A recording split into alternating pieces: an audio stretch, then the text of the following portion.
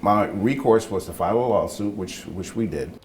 That tri-state man is suing a woman who he claims had herpes and didn't tell him. Now he is infected with the virus. And an Ohio state representative wants to change the law that deals with notification about all STDs. 9 on your side anchor Ryan Houston explains what this could mean for you.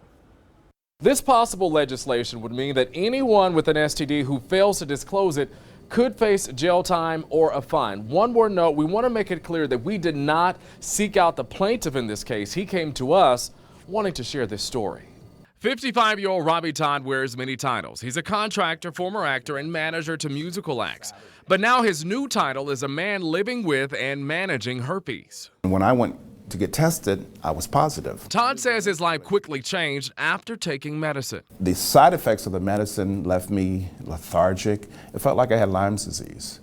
And the depression was just unreal. They said, well, we can't do anything because there's nothing on the books other than HIV. Under current Ohio law, it's already illegal for a person who is HIV positive to not disclose their status before engaging in sexual conduct.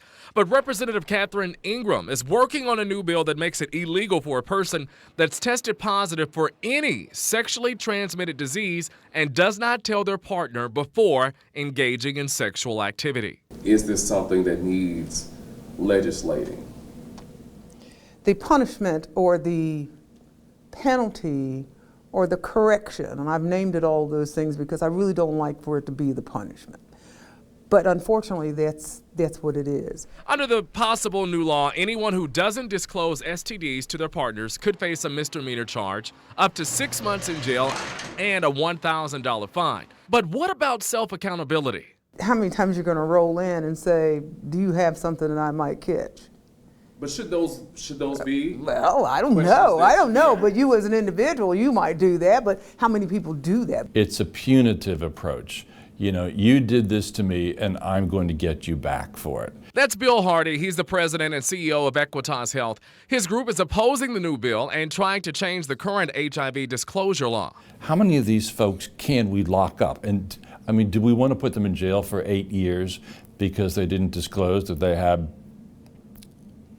whatever, herpes? I think we need to have more open discussions about sexual health and disease. Dr. Carl Victenbaum works on the front lines of the infectious disease at the University of Cincinnati. He says Hamilton County is already at epidemic levels of gonorrhea, chlamydia, and syphilis, and legislation like this won't help. If we further stigmatize things by criminalizing them, will that allow for greater conversation, or will it make people less likely to talk about it for fear of being convicted of a crime? But for Todd, this case is really all about his future. Would a simple "I'm sorry" work?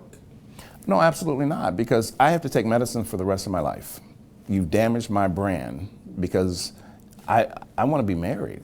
So now, for me as a single man, to find someone who is going to accept me with this condition, it's hard. If the case is not settled, I'm told a judge could hear the case in December as for the proposed legislation. Representative Ingram says she has more meetings that have to happen first before she's ready to introduce a final draft. Ryan Houston, 9 on your side.